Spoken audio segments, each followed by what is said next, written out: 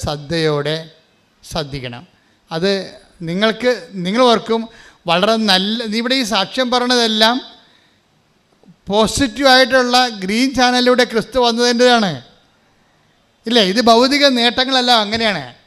പക്ഷേ ആധ്യാത്മിക നേട്ടങ്ങളെ കൃപ സ്വീകരിക്കുന്നതെല്ലാം നെഗറ്റീവ് ചാനലിലൂടെയാണ് ക്രിസ്തു വരണത് പലപ്പോഴും. അത് എങ്ങനെ മനസ്സിലാക്കണത്? Negative channel. ഇപ്പം ഞാനിവിടെ നിൽക്കുമ്പോൾ എൻ്റെ അപ്പന് ഭയങ്കര ഇഷ്ടമായിരുന്നു എന്നെ പട്ടക്കാരനാക്കണത്. പക്ഷേ ഞാൻ 10ാം ക്ലാസ് പാസ്സായപ്പോൾ 3 മാസം മുമ്പ് അപ്പം പോയി, യാത്രയായി, തീർന്നു. പിന്നെ എന്നെ കൊണ്ടുപോകാനും ആരുമില്ല. ഞാനൊരു നിക്കറിട്ട് സ്വന്തമായിട്ടാണ് സെമേരി ചേർന്നത്. ആരുമില്ലായിരുന്നു. എനിക്കറിയാവുന്ന ഒരു കർത്താവിൻ്റെ മാലാഖ ഉണ്ടായിരുന്നു. ആകപ്പാടെ കൊന്ത പോലും അറിയാൻ പാടില്ല. കർത്താവിൻ്റെ മാലാഖ എൻ്റെ അപ്പം പഠിപ്പിച്ചിട്ടുണ്ട് എന്നെ. ഞാൻ എവിടെ പോയാലും കർത്താവിൻ്റെ മാലാഖ ചൊല്ലിക്കൊണ്ടേ പോകത്തുള്ളൂ. പക്ഷെ അത് ഇത്രയും വലിയ പ്രാർത്ഥനയാണെന്ന് എനിക്കറിയത്തില്ല. ഇപ്പം എനിക്ക് മനസ്സിലായി. രക്ഷാകര സംഭവങ്ങൾ മനുഷ്യൻ മുട്ടയിൽ നിന്ന് മൊത്തം പ്രാർത്ഥിക്കേണ്ട പ്രാർത്ഥന കർത്താവിൻ്റെ മാലാഖയാണ്. എന്താണ്? ആ കർത്താവിൻ്റെ മാലാഖ തന്നെയാണ് ഞാൻ ഇന്ന് നിങ്ങളോട് പറയണത്. എന്താണ്?